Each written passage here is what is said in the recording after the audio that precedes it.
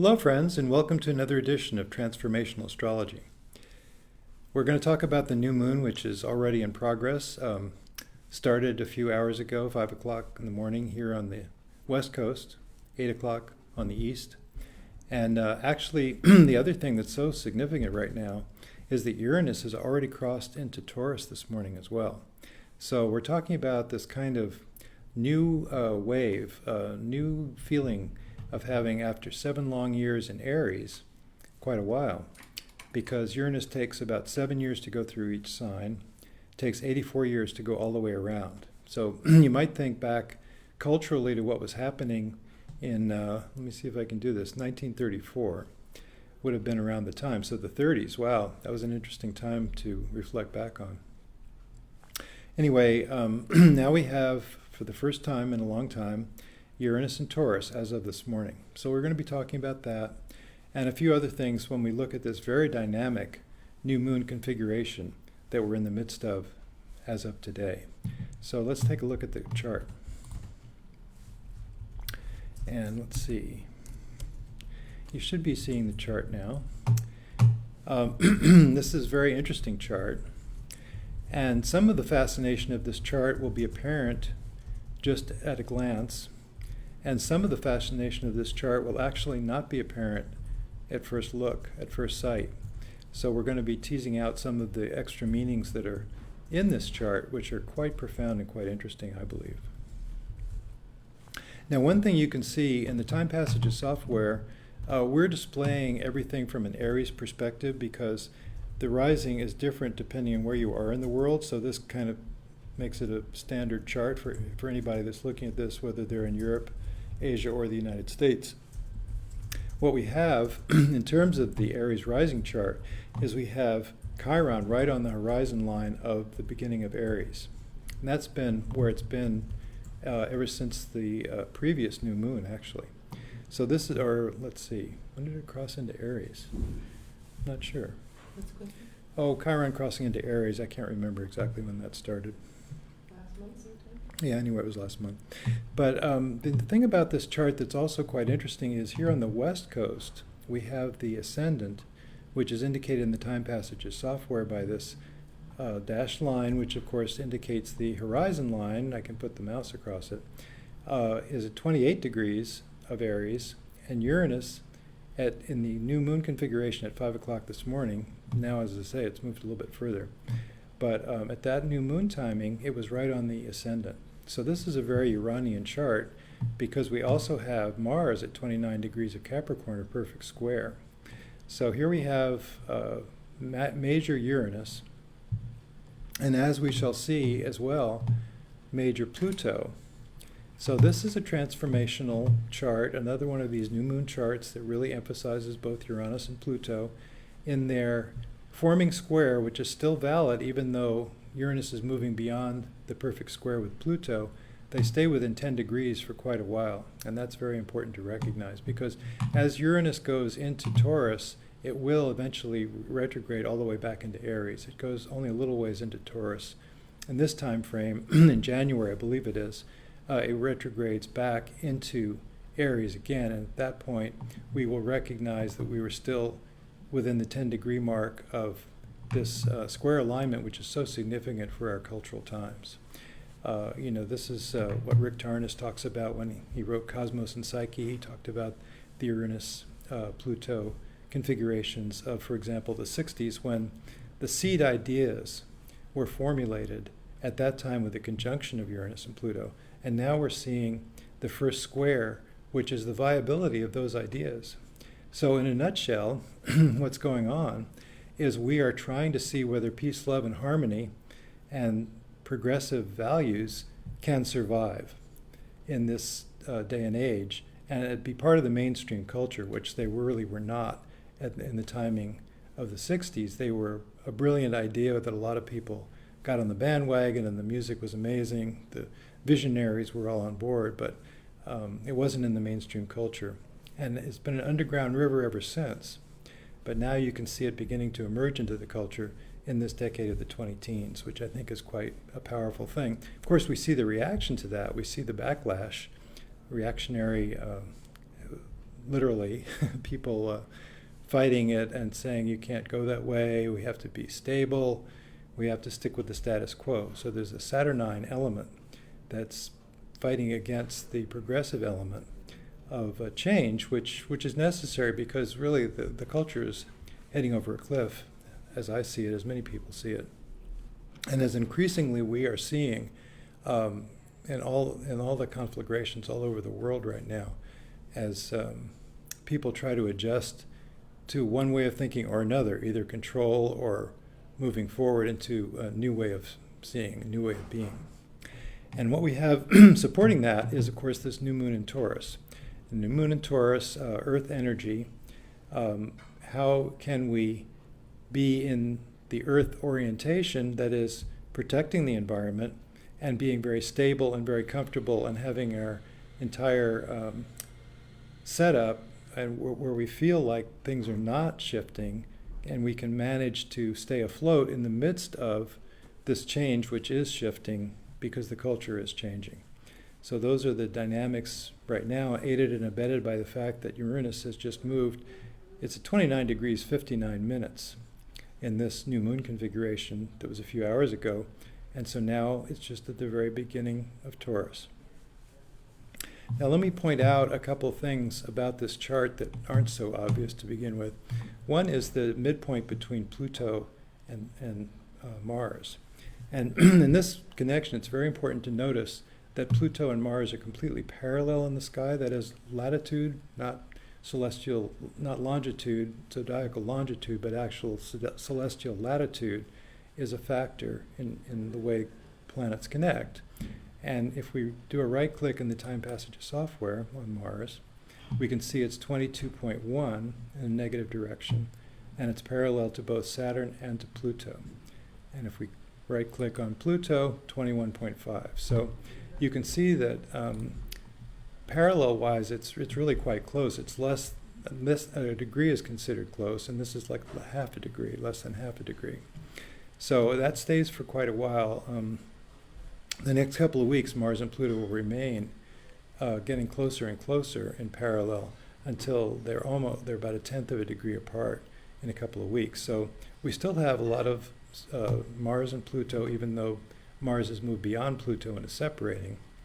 And the other big factor here is, if you look at the degrees, 21 and 29, so that's a separation of 8, is it not? If we add 4, half of that, we get 25. So basically, 25.5 degrees is the mark of the midpoint of Mars and Pluto. 25 degrees is where we have Venus making, therefore, a perfect angle to that midpoint, a perfect inconjunct. And then we have the trine from the new moon at 24 degrees.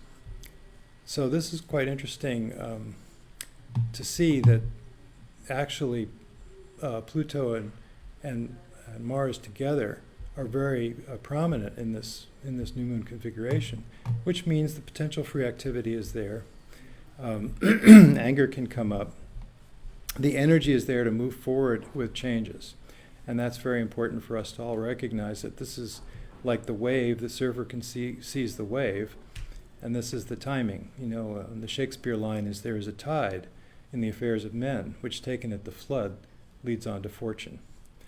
And then don't miss it because you'll be lost in the shallows.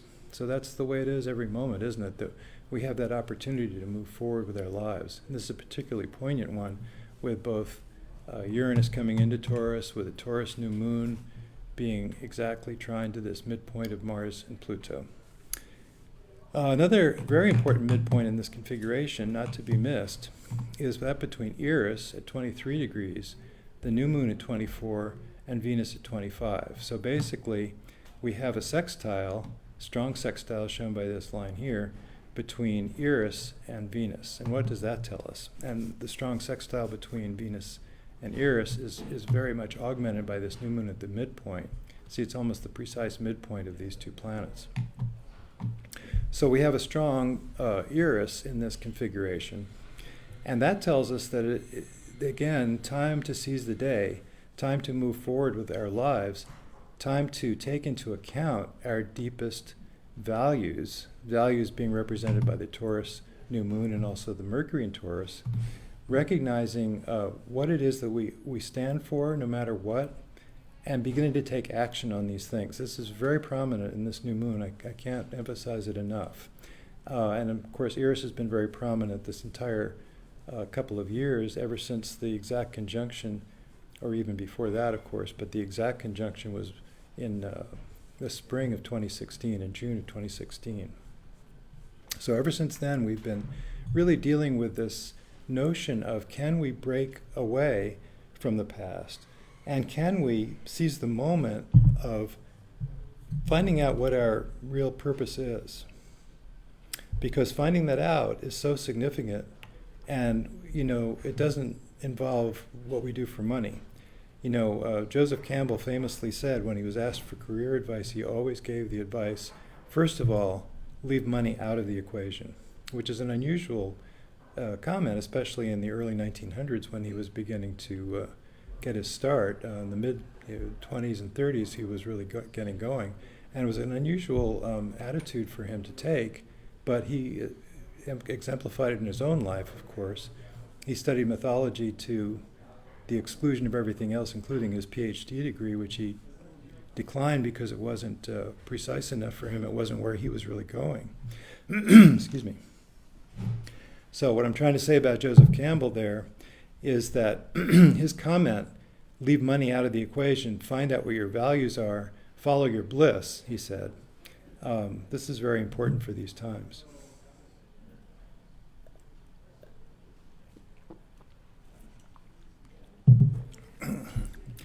Well, in addition to the presence of this new planet, Eris, which is a feminine warrior energy, as I've been able to demonstrate in the book I wrote, which is called The 10th Planet, about Eris.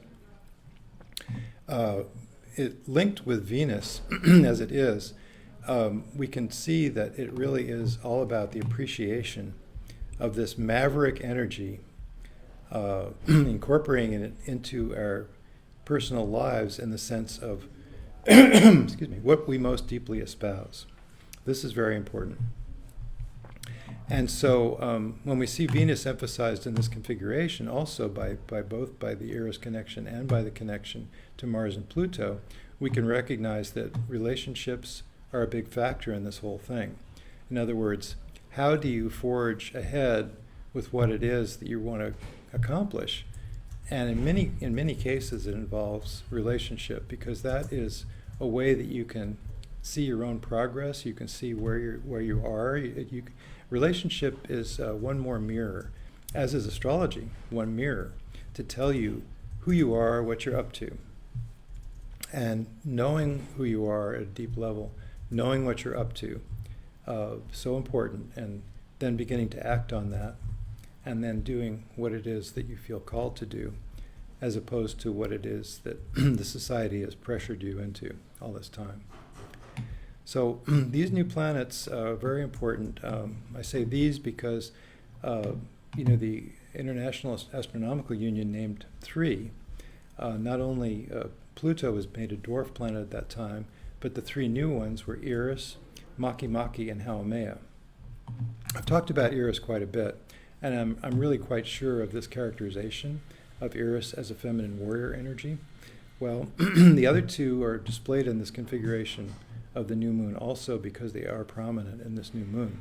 We have here the symbol or the icon that I use for Haumea. And if I put the mouse on it, you can maybe see in the bottom of your screen there that it is Haumea at 24 degrees of Libra.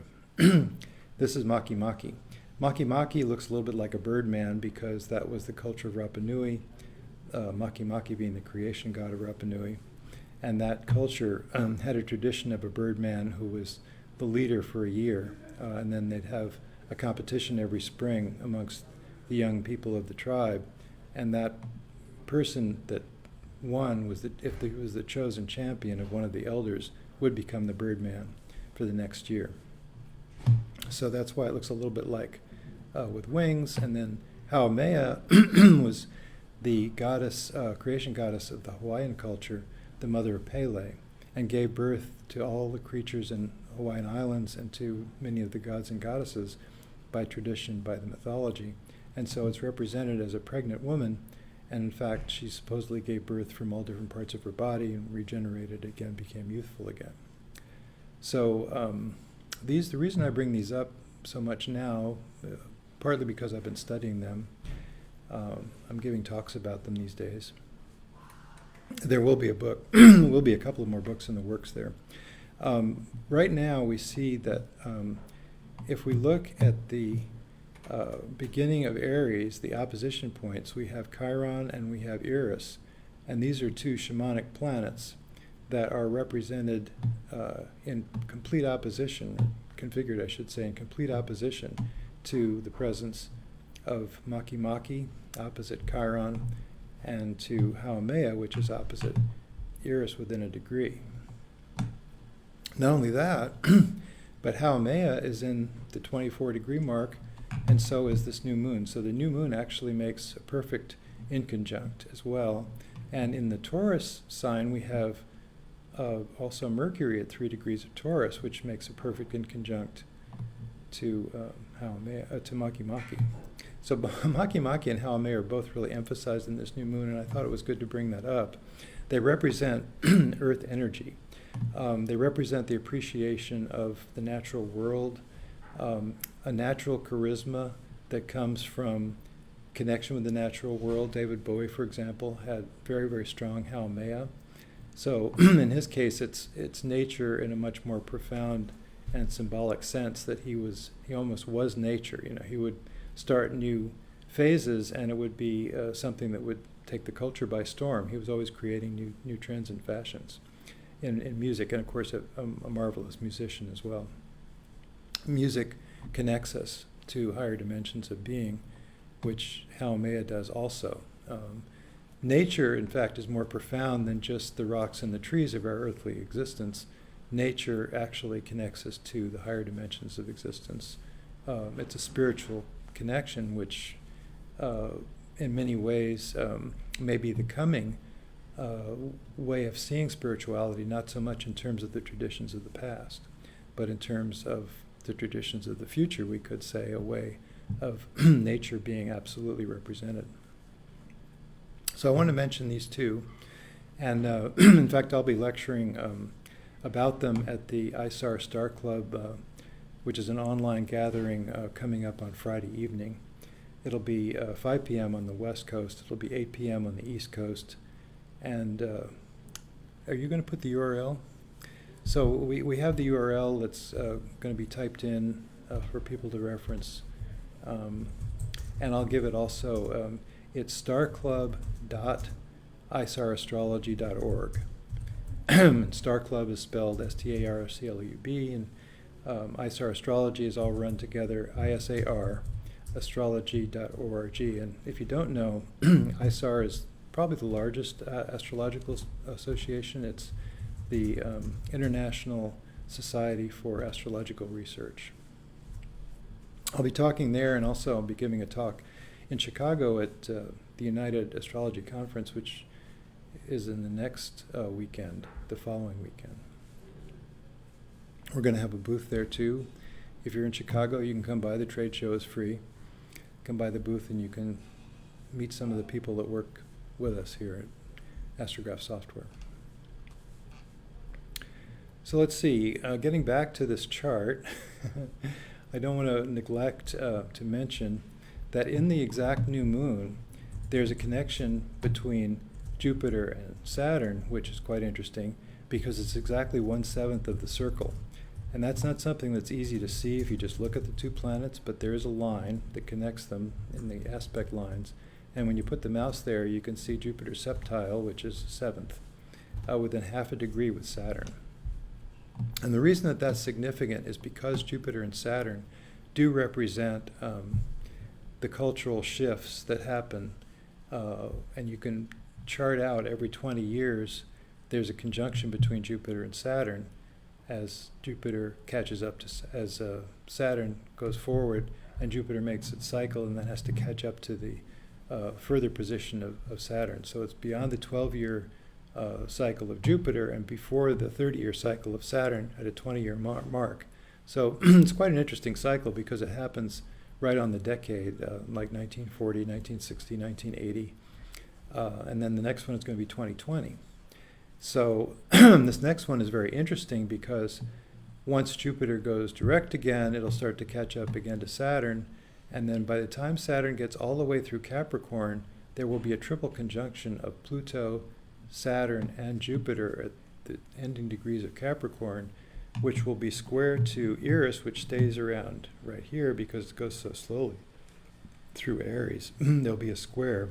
So you'll have Eris square, this triple conjunction of Jupiter, Saturn, and Pluto, just before they cross into Aries, and then we'll have Saturn and Jupiter together in the first degree of Aries as they conjoin for the first time in this cycle in an air sign, Aquarius being an air sign.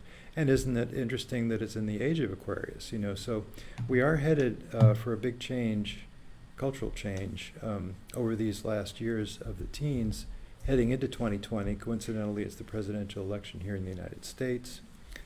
I think that this is a very, very, very important time culturally. I think they'll look back on this and say this is when everything changed, when everything became possible, or maybe it'll be when people didn't pay enough attention and things completely dissolved and we had huge disaster that befell, and the whole culture had to recover over a period of many years from that. I don't know which. And really, I don't think there's any way to tell which. I think it depends on the individual actions of all of us heading into 2020, whether we can effectively change the way things seem to be headed towards more destruction, more inequality, more war, more lack of freedom. There's an interesting book called The Road to Unfreedom, which is about how there's a strongman takeover in many parts of the world, including Russia. It's kind of a banana republic theme, which we may be able to see echoed here in the United States these days. A strong man that says, I can make things right, I can make America great again, just believe in me. And then meanwhile, you look at what's going on behind the scenes, and it's quite a story of favoritism and nepotism and strange attitudes toward international agreements. The first one being the climate agreement, the Paris Climate Agreement that the United States pulled out of to the great surprise of all the rest of the countries in the world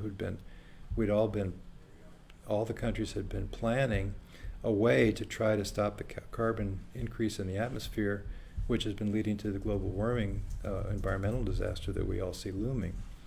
And this is a reactionary move to pull away from that, and then more recently to pull away from the other international agreement, which was to limit the proliferation of nuclear weapons by getting Iran on board with the idea that it would very much limit its nuclear capabilities and no longer be able to build a bomb, at least not right away. So the big delay there, during which time it was thought that there could be a greater harmony between the nations, a greater ability of diplomacy to knit all the nations together. And we see that coming up with North Korea as well. Can we do that? Can we forge agreements that will permit these kind of rogue powers to join and try all to work together? And that's the big question, and of course that's been kind of almost directly sabotaged by this most recent move by the Trump administration to pull out of that agreement. So your politics may be one way or another.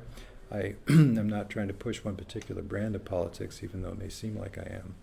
But it's important to recognize these great moments that are happening right now where there is move toward international cooperation and moves away. And so we really have to keep an eye on that and try to vote with our determination to see which line works for us and where we want to go with it, and whether we want to make a kind of a hostile environment to push everybody away from our borders and try to maintain some kind of authoritarian control within our borders, or whether we can join in a more peaceful and more democratic organization. of the nations of the world. And you know, it's so interesting right now to me to see the prominence of these new planets, which do, I haven't given you any evidence, but my research is showing that they do represent a profound connection with nature. They are, of course, representing also indigenous gods and goddesses for the first time in officially named planets. So these are the first two that have been officially named as planets in our solar system that are named after indigenous gods and goddesses. So I think that's quite interesting. And what I wanted to mention in regard to that is because they are prominent in this new moon configuration, that is another thing to keep an eye on. We've had Earth Day. It's already passed last month. This is kind of another Earth Day time a month later. These last 2 weeks of the month of May, I believe that it's really an important time for climate change attitudes and the Paris Accord, what California is doing on its own, the auto emission standards that the Washington administration is trying to roll back. California is pushing forward. There's about 30 lawsuits filed by California against the federal government. So these are very, these are not uninteresting times. These are very, very important times. And it's time to plug in, wherever you feel called. Do you feel called to do something in a political way, or do you feel called to do something in an environmental way? Do you feel called to just work on human relations, which are behind the whole thing? We have to all be able to get along as a society, and that includes everybody. So I think an important note to recognize in this moment is the note that Jackson Browne sounded many years ago in the 60s when he wrote that song, Waiting for Every Man. He said, I'm waiting here for every man. Make it on your own if you think you can. But it's time to all get together and in some way or another, each one from their own separate standpoint, and see what we can do to make the necessary changes that we need to make to see this culture roll forward.